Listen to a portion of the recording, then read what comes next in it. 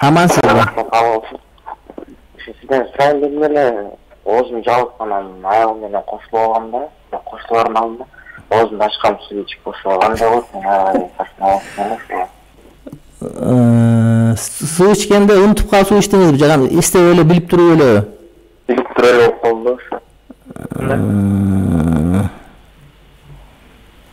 Den soğluğuna jakşınakay olup duruyor öyle. Çime aldım. Den soğluğunuz oğrubay duruyor öyle. Çok. Saparda da emessin, üydeli olup. Ha, üydeli olup koşu. Oruzun unutkan da joksuңар.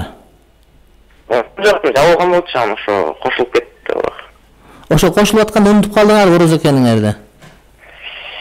Oşunu ereşip yok. Unutkан деле жоксуз, а? Негизи ушундай эреже боюнча каффарат болот. Bir gün казан тутуп берип, андан кийин 60 күн орозо кармап бериш керек, орозо бүткөндөн кийин. Орозо учурунда оозу бек болуп, ороз экенин бек билип туруп, эч кандай себепсиз түрдө унутпастан туруп, ороз экенин билип туруп, тамак атайлап жеп алса, же ичип алса, же мамилеге бара турган болсо, орозосу бузулат.